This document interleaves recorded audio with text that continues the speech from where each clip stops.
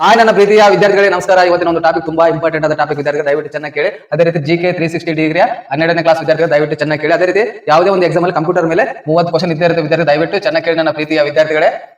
Any exam ಅಲ್ಲಿ KPSC ಮತ್ತು PDO ಮತ್ತು SD ಎಕ್ಸಾಮ್ ಅಲ್ಲಿ ಕೂಡ ಕಂಪ್ಯೂಟರ್ ಮೇಲೆ ಕ್ವಶನ್ ಆಗುವ ಚಾನ್ಸ್ ಜಾಸ್ತಿ ಆಗಿರುತ್ತೆ ವಿದ್ಯಾರ್ಥಿ ದಯವಿಟ್ಟು ಚೆನ್ನಾಗಿ ಕೇಳಿ ನನ್ನ ಪ್ರೀತಿಯ ವಿದ್ಯಾರ್ಥಿಗಳೇ. ಅದೇ ರೀತಿ ಇವತ್ತಿನ ಒಂದು ಟಾಪಿಕ್ ಯಾವ್ದಪ್ಪ ಅಂದ್ರೆ ಕಂಪ್ಯೂಟರ್ನ ಔಟ್ಪುಟ್ ಸಾಧನಗಳು ವಿದ್ಯಾರ್ಥಿಗಳೇ. ಇದು ಸಾಕಷ್ಟು ಬಾರಿ ಎಕ್ಸಾಮ್ ಅಲ್ಲಿ ಪದೇ ಪದೇ ಕ್ವಶನ್ ಆಗುವ ಒಂದು ಮಾಹಿತಿ ವಿದ್ಯಾರ್ಥಿಗಳೇ. ತುಂಬಾ ಸಲ ಎಕ್ಸಾಮ್ ಆಗಿದೆ.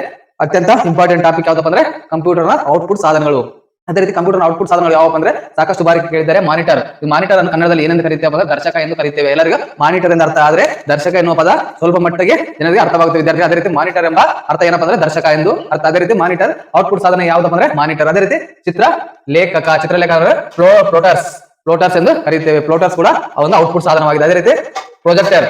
ನಾವು ಯಾವುದೇ ಒಂದು ಸಿನಿಮಾವನ್ನು ಅಥವಾ ಚಿತ್ರಣವನ್ನು ನಾವು ನೋಡಲು ಒಂದು ಪ್ರೊಜೆಕ್ಟರ್ ಅನ್ನು ಇಟ್ಟು ಮೇಲೆ ಸ್ಕ್ರೀನ್ ಮೇಲೆ ಆನ್ ಮಾಡುವುದನ್ನು ಪ್ರೊಜೆಕ್ಟರ್ ಎಂದು ಕರೀತೇವೆ. ಇದು ಕೂಡ ಔಟ್ಪುಟ್ ಸಾಧನವಾಗಿದೆ. ಅದೇ ರೀತಿ ಈ ಪ್ರೊಜೆಕ್ಟರ್ ಕನ್ನಡದಲ್ಲಿ ಏನಂತ ಕರೀತೇವೆ ಅಂದ್ರೆ ಪ್ರೇಕ್ಷೇಪಕ ಅಂದ್ರೆ ನಾವು ಗೋಡೆಯ ಮೇಲೆ ಒಂದು ಸ್ಕ್ರೀನ್ ಅನ್ನು ಹಾಕಲು ಪ್ರೊಜೆಕ್ಟರ್ ಅನ್ನು ಉಪಯೋಗ ಮಾಡುತ್ತೇವೆ. ಅದೇ ರೀತಿ ಒಂದು ಬೋರ್ಡ್ ಮೇಲೆ ಕೂಡ ಪ್ರೊಜೆಕ್ಟರ್ ಅನ್ನು ಉಪಯೋಗ ಮಾಡಬಹುದು ವಿದ್ಯಾರ್ಥಿ. ಅದೇ ರೀತಿ ಇದು ಕೂಡ ಔಟ್ಪುಟ್ ಸಾಧನವಾಗಿದೆ. ಅದೇ ರೀತಿ ವಿದ್ಯಾರ್ಥಿ ಸ್ಪೀಕರ್ ಕೂಡ ಒಂದು ಔಟ್ಪುಟ್ ಸಾಧನೆ ಆಗಿದೆ ವಿದ್ಯಾರ್ಥಿ. ಅನೇಕ ಸಲ ಇದು ಕೂಡ ಕ್ವಶನ್ ಆಗಿದೆ. ಇದರಲ್ಲಿ ಯಾವುದು ಔಟ್ಪುಟ್ ಸಾಧನವಾಗಿದೆ ಅಂದು ಕ್ವಶನ್ ಕೊಟ್ಟು ಲೈಟ್ ಪೆನ್ ಮೌಸ್ ಮಾನಿಟರ್ ಎಲ್ಲ ಕೊಟ್ಟು ಈ ಸ್ಪೀಕರ್ ಕೊಡ್ತಾರೆ ವಿದ್ಯಾರ್ಥಿ. ಒಂದು ಮಾತ್ರ ಸರಿನಾ ಎರಡು ಮಾತ್ರ ಸರಿನಾ ಅನ್ನೋದು ಕೂಡ ಹಲವಾರು ಬಾರಿ ಕ್ವಶನ್ ಆಗಿದೆ. KPSC ಅಲ್ಲಿ ಒಂದು ಲೈನ್ ನಲ್ಲಿ ಕ್ವಶನ್ ಆಗಲ್ಲ ವಿದ್ಯಾರ್ಥಿ. ಒಂದು ಮಾತ್ರ ಸರಿನಾ ಅಂದ್ರೆ ಒಂದು ಎರಡು ಮಾತ್ರ ಸರಿ. ಯಾವ್ದಪ್ಪ ಅಂದ್ರೆ ಮಾನಿಟರ್ ಮತ್ತು ಸ್ಪೀಕರ್ ಎಂದು ಕೂಡ ಕರೆಯುತ್ತಾರೆ ವಿದ್ಯಾರ್ಥಿ. ಅದೇ ರೀತಿ ಮುಂದಿನ ಒಂದು ಅದೇ ರೀತಿ ಸ್ಪೀಕರ್ ಅನ್ನು ಕನ್ನಡದಲ್ಲಿ ಏನೆಂದು ಕರೀತೇವೆ ಅಂದ್ರೆ ಧ್ವನಿ ವರ್ಧಕ ಎಂದು ಕರೀತೇವೆ. ಧ್ವನಿ ವರ್ಧಕ ಅಂದ್ರೆ ಸ್ಪೀಕರ್. ಇದೊಂದು ಔಟ್ಪುಟ್ ಸಾಧನವಾಗಿದೆ.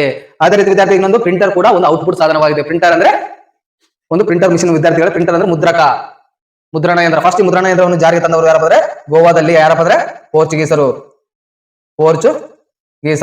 ವ್ಯಕ್ತಿ ಯಾರಪ್ಪ ಅಂದ್ರೆ ಜಾನ್ ಗುಟೆನ್ಬರ್ಗ್. ಇದು ಕೂಡ ನಮ್ಗೆ ಗೊತ್ತಿರಬೇಕು ವಿದ್ಯಾರ್ಥಿಗಳು. ಜಾನ್ ಗುಟೆನ್ಬರ್ಗ್ ಈ ಒಂದು 360 ಆಂಗಲ್ ಅಲ್ಲಿ ಯಾವುದೇ ಒಂದು ಕ್ವಶನ್ ಬರಲಿ ನಾವು ಆನ್ಸರ್ ಮಾಡಲು ಸಿದ್ಧರಾಗಿರಬೇಕು ವಿದ್ಯಾರ್ಥಿಗಳು. ಅದೇ ರೀತಿ ಫಸ್ಟ್ ಪ್ರಿಂಟರ್ ಅನ್ನು ಅಂದ್ರೆ ಮುದ್ರಣ ಯಂತ್ರವನ್ನು ಜಾರಿಗೆ ತಂದವರು ಯಾರಪ್ಪ ಅಂದ್ರೆ ಪೋರ್ಚುಗೀಸರು. ಅದು ಎಲ್ಲಪ್ಪ ಅಂದ್ರೆ ಗೋವಾದಲ್ಲಿ. ಅದೇ ರೀತಿ ವಿದ್ಯಾರ್ಥಿಗಳೇ ಪ್ರಿಂಟರ್ ಒಂದು ಔಟ್ಪುಟ್ ಸಾಧನವಾಗಿದೆ. ಪ್ರಿಂಟರ್ ಎಂತ ಸಾಧನವಾಗಿದೆ ಅಂದ್ರೆ ಪ್ರಿಂಟರ್ ಔಟ್ಪುಟ್ ಸಾಧನವಾಗಿದೆ. ಅದೇ ರೀತಿ ವಿದ್ಯಾರ್ಥಿಗಳೇ ಇನ್ನೊಂದು ಪದೇ ಎಕ್ಸಾಮ್ ಅಲ್ಲಿ ಕ್ವಶನ್ ಆಗುವ 100% ಕ್ವಶನ್ ಆಗುವ ಒಂದು ಕ್ವಶನ್ ಯಾವ್ದಪ್ಪ ಅಂದ್ರೆ ರ್ಯಾಮ್. ಈ ರ್ಯಾಮ್ ಎಲ್ಲಿ ಕಂಡು ಬರುತ್ತದೆ ಅಂದ್ರೆ ಮದರ್ ಬೋರ್ಡ್ ಅಲ್ಲಿ ಕಂಡು ಬರ್ತದೆ. ಈ ರ್ಯಾಮ್ ಎಲ್ಲಿ ಕಂಡು ಬರ್ತದೆ ಅಂದ್ರೆ ಮದರ್ ಬೋರ್ಡ್ ಅಲ್ಲಿ ಕಂಡು ಬರ್ತದೆ. ಸಾಕಷ್ಟು ಸಲ ಎಕ್ಸಾಮ್ ಅಲ್ಲಿ ಕ್ವಶನ್ ಆಗಿದೆ ವಿದ್ಯಾರ್ಥಿಗಳೇ. ರ್ಯಾಮ್ ಮತ್ತು ರೋಮ್ ಕೂಡ ಕಂಡು ಬರುವುದು ಎಲ್ಲಪ್ಪ ಅಂದ್ರೆ ಮದರ್ ಬೋರ್ಡ್ ಅಲ್ಲಿ ಕಂಡು ಬರ್ತದೆ. ಅದೇ ರೀತಿ ವಿದ್ಯಾರ್ಥಿ ಸಾಕಷ್ಟು ಬಾರಿ ಕ್ವಶನ್ ಆಗಿದೆ ಏನಪ್ಪ ಅಂದ್ರೆ CPU ಕೂಡ ಮದರ್ ಬೋರ್ಡ್ ಅಲ್ಲಿ ಕಂಡು ಬರ್ತದೆ.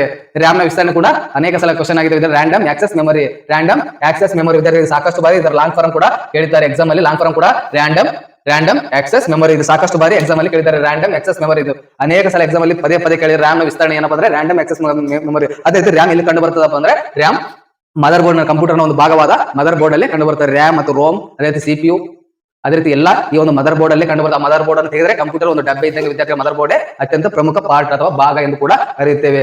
ಅದೇ ರೀತಿ ವಿದ್ಯಾರ್ಥಿ ರ್ಯಾಮ್ ನಲ್ಲಿ ಎರಡು ವಿಧಗಳಿವೆ. ಅವು ಕೂಡ ಎಕ್ಸಾಮ್ ಅಲ್ಲಿ ಕೇಳಿದ್ದಾರೆ. ಒಂದು ಡೈನಾಮಿಕ್ ರ್ಯಾಮ್ ಮತ್ತು ಸ್ಟಾಟಿಕ್ ರ್ಯಾಮ್. ಈ ಸ್ಟಾಟಿಕ್ ರ್ಯಾಮ್ ಕೂಡ ಹಲವಾರು ಸಲ ಎಕ್ಸಾಮ್ ಅಲ್ಲಿ ಕೇಳಿದೆ. ರ್ಯಾಮ್ ನಲ್ಲಿ ಎಷ್ಟು ವಿಧಗಳಿವೆ ಅಂದ್ರೆ ಎರಡು ವಿಧಗಳಿವೆ. ಒಂದು ಸ್ಟಾಟಿಕ್ ರ್ಯಾಮ್ ಮತ್ತು ಡೈನಾಮಿಕ್ ರ್ಯಾಮ್. ಅದೇ ರೀತಿ ವಿದ್ಯಾರ್ಥಿ DVD ಫುಲ್ ಫಾರ್ಮ್ ಕೂಡ ಅನೇಕ ಸಲ ಎಕ್ಸಾಮ್ ಅಲ್ಲಿ ಕೇಳಲಾಗಿದೆ. PC ಅಥವಾ KPSC SSC ಅಲ್ಲಿ ಸ್ಟಾಫ್ ಸೆಲೆಕ್ಷನ್ ಕಮಿಟಿಯಲ್ಲಿ ಸಾಕಷ್ಟು ಬಾರಿ ಎಕ್ಸಾಮ್ ಅಲ್ಲಿ ಕೇಳಲಾಗಿದೆ. SSC ಸ್ಟಾಫ್ ಸೆಲೆಕ್ಷನ್ ಕಮಿಟಿಯಲ್ಲಿ ಸಾಕಷ್ಟು ಬಾರಿ ಎಕ್ಸಾಮ್ ಅಲ್ಲಿ ಕೇಳಲಾಗಿದೆ.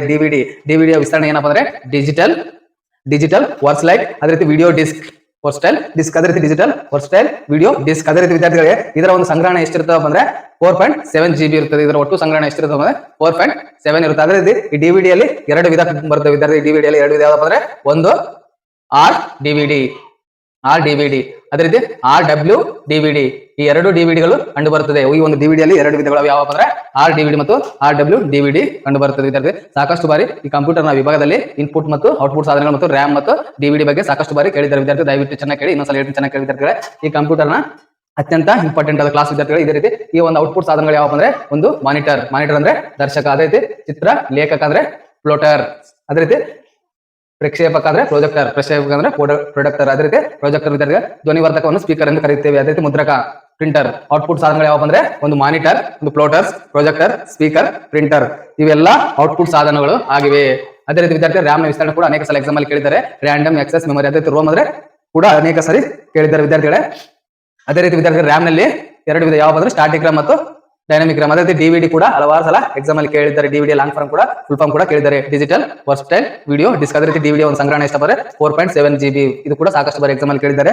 ಈ ಒಂದು DVD ಅಲ್ಲಿ ಎರಡು ವಿಧಗಳು, ಒಂದು RDVD ಮತ್ತು RW DVD ಎಂದು ನಾವು ನೋಡಬಹುದು ವಿದ್ಯಾರ್ಥಿ. ಅದೇ ರೀತಿ ಈ ಒಂದು GK ವಿಭಾಗದಲ್ಲಿ ಅತ್ಯಂತ ತುಂಬಾ ಇಂಪಾರ್ಟೆಂಟ್ ಆದ ಕ್ಲಾಸ್ ಅಂದ್ರೆ ಕಂಪ್ಯೂಟರ್. ಯಾವುದೇ ಒಂದು ಎಕ್ಸಾಮ್ ಅಲ್ಲಿ ಪದೇ ಪದೇ ಕ್ವಶನ್ ಆಗುವ ಒಂದು ಚಾನ್ಸ್ ಆಗಿರ್ತದೆ. ಕಂಪ್ಯೂಟರ್ ವಿಭಾಗದಲ್ಲಿ ಪದೇ ಪದೇ ಕ್ವಶನ್ ಆಗುತ್ತೆ ವಿದ್ಯಾರ್ಥಿಗಳು. ದಯವಿಟ್ಟು ಚೆನ್ನಾಗಿ ಕೇಳಿ ನನ್ನ ಪ್ರೀತಿಯ ವಿದ್ಯಾರ್ಥಿಗಳೇ. ಅದೇ ರೀತಿ 30 ಮಾರ್ಕ್ಸ್ ಕಂಪ್ಯೂಟರ್ ವಿಭಾಗದಲ್ಲಿ ಕಂಡು ಬರುತ್ತದೆ. ದಯವಿಟ್ಟು ಚೆನ್ನಾಗಿ ಕೇಳಿ ನನ್ನ ಪ್ರೀತಿಯ ವಿದ್ಯಾರ್ಥಿಗಳೇ. ಮುಂದೆ ನಡೆಯುವ VA ಎಕ್ಸಾಮ್ ಅಲ್ಲಿ, VA ಮತ್ತು PDO ಎಕ್ಸಾಮ್ ಅಲ್ಲಿ, ಅದೇ ರೀತಿ KPSC ಎಕ್ಸಾಮ್ ಅಲ್ಲಿ ಸಾಕಷ್ಟು ಬಾರಿ ಎಕ್ಸಾಮ್ ಅಲ್ಲಿ 30 ಮಾರ್ಕ್ಸ್ ಕಂಡು ಬರುತ್ತೆ ವಿದ್ಯಾರ್ಥಿಗಳು. ದಯವಿಟ್ಟು ಕಂಪ್ಯೂಟರ್ ವಿಭಾಗ ಅತ್ಯಂತ ಚಿಕ್ಕ ವಿಭಾಗ ವಿದ್ಯಾರ್ಥಿಗಳೇ. ಯಾವುದೇ ಒಂದು ಮಾರ್ಕ್ಸ್ ಕೂಡ ಮಿಸ್ ಆಗಲ್ಲ. ನಾವು ದಯವಿಟ್ಟು ಸ್ಟಾರ್ಟಿಂಗ್ ನಿಂದ ಎಂಡ್ ತನಕ ಬುಕ್ವನ್ನು ಚೆನ್ನಾಗಿ ಓದಿದ್ರೆ ನಾವು ಯಾವುದೇ ಒಂದು ಮಾರ್ಕ್ಸ್ ಕೂಡ ಕಳೆದುಕೊಳ್ಳುವುದಿಲ್ಲ ವಿದ್ಯಾರ್ಥಿಗಳು. ದಯವಿಟ್ಟು ಚೆನ್ನಾಗಿ ಕೇಳಿ. ಇದೇ ರೀತಿ ಇವೆಲ್ಲ ಪಾಯಿಂಟ್ಸ್ ಗಳು ಕಂಪ್ಯೂಟರ್ ಮೇಲೆ ಕ್ವಶನ್ ಆಗಿದೆ. ದಯವಿಟ್ಟು ಚೆನ್ನಾಗಿ ನೋಟ್ ಮಾಡ್ಕೊಳ್ಳಿ ವಿದ್ಯಾರ್ಥಿಗೆ. ಇಲ್ಲಿಗೆ ಈ GK 360 12ನೇ ಕ್ಲಾಸ್ ಮುಕ್ತಾಯವಾಗುತ್ತದೆ.